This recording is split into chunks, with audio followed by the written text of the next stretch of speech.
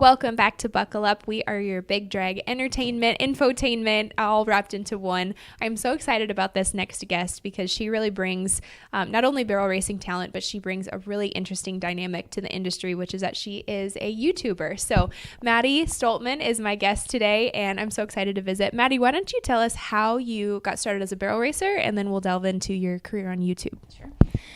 Well, I actually started writing English when I was a kid. So my parents are not horse people, and I wanted a pony since I knew what ponies were. And so I think it was my 5th birthday party, we had pony rides, and I was just obsessed. And for my 7th birthday, I got a pony, which was their first mistake. My mom will still tell you that. In the town I grew up in, they, again, knew nothing at all. It was just like, okay, we have a pony, now what? So I started writing English. There was availability for English lessons, and I did the jumping and that kind of thing. And at the time, we actually had a local pro rodeo in my town, and we had never been to a rodeo. I had no idea what it was. I think I was about 12, and we went to the rodeo, and I went, oh my God, I want a barrel race. And I saw the rodeo queen and the barrel racing, and I was hooked. So I actually went on and was a high school queen after that because of Miss Rodeo Canada. And then I saw the barrel racing and became obsessed and started to barrel race my jumping pony, and it just kind of snowballed, the poor thing.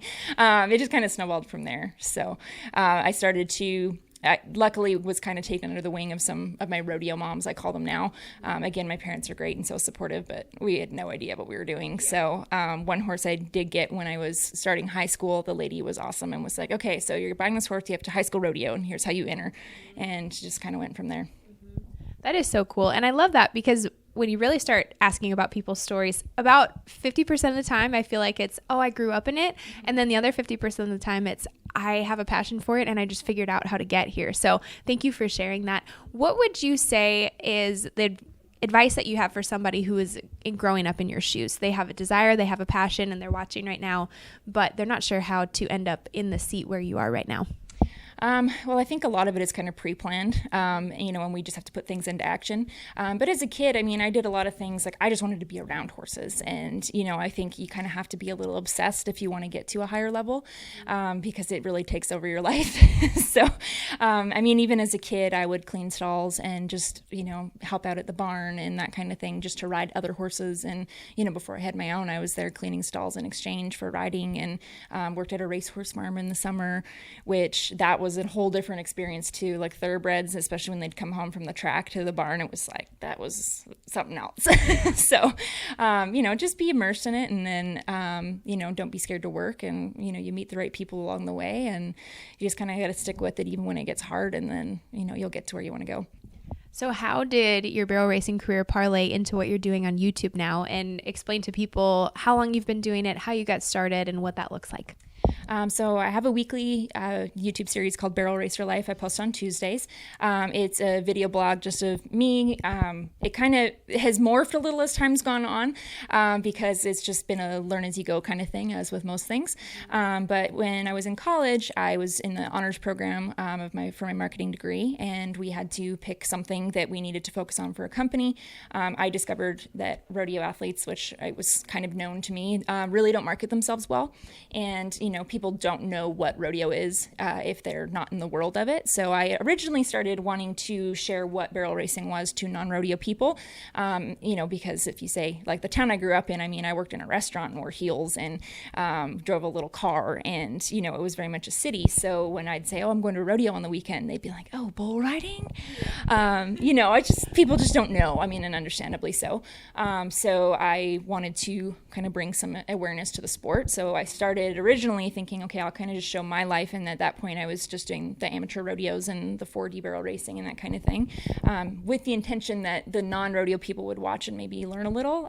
But it didn't really end up being that way. It's more so the barrel racers that watch, which is great. I have an awesome community of people that watch what I do, which is super cool.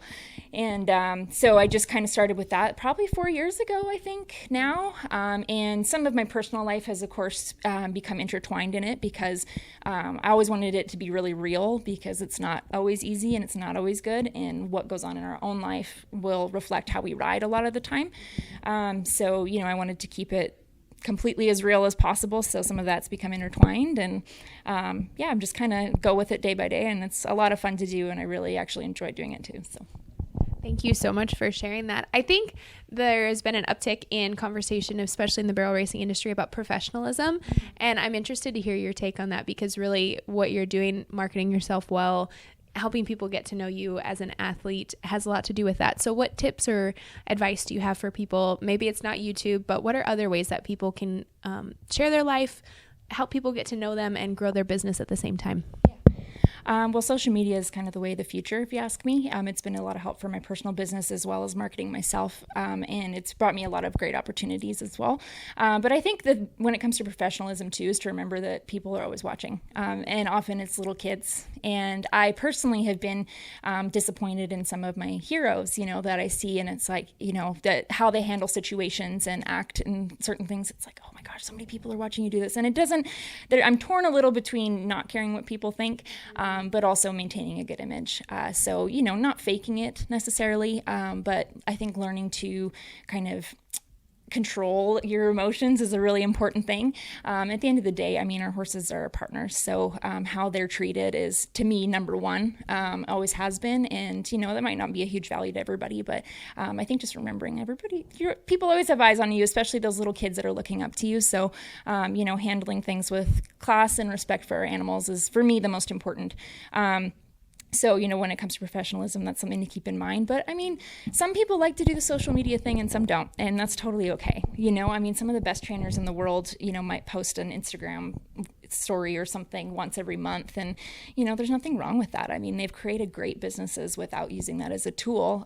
Just for some people, that's just a different avenue, and I know it differentiates me a lot to have a YouTube channel and that kind of thing. So, it's just something to keep in mind if, maybe you're just starting a career, like that might be a path to differentiate yourself a little bit and have yourself stick out a bit from everybody else.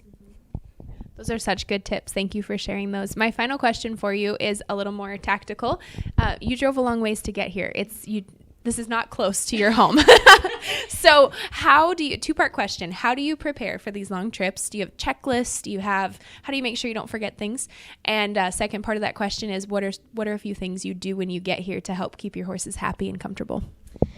Well, I'm Canadian originally, and we drive a lot in Canada to go to rodeos. So I now live in Washington State, and I feel really spoiled when I'm like, oh, I can go 2 hours to a rodeo this way and 2 hours that way. It's just unheard of where I'm from. So we're almost a little bit used to it in that way. But yeah, it's a 3-day drive to get here. It's about 26 hours. So this event is worth the drive.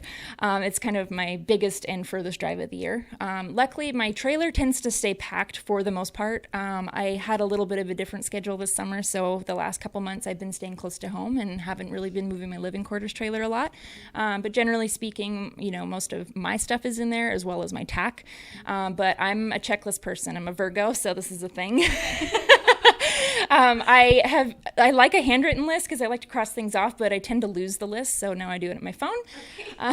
But a couple days before, I'm like, okay, what am I needing? Where, and I try to plan my stops and that kind of thing as well. But I'm also fly by the seat of my pants a little bit, So I think the biggest thing is just, a couple days ahead, I'm making sure I've got everything the horses need, and then we're ready to hit the road. So luckily, mine are really good travelers. So I have a few horses. I brought 2 with me.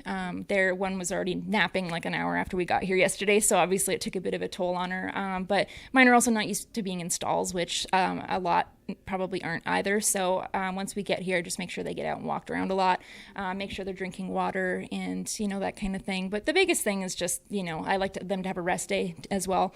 And then on the long drives like that, break it up. So halfway through the day, we'll stop, make sure that they get out, drink some water, move around a little bit, but I'm pretty lucky with my road warriors. They handle it quite well. Those are excellent tips. Thank you for sharing those. Maddi, thank you for making time for this interview. It's really fun to visit with somebody who is pursuing barrel racing and also doing so many other things on the side and sharing that journey. So thank you again, and good luck this week. Thank you so much.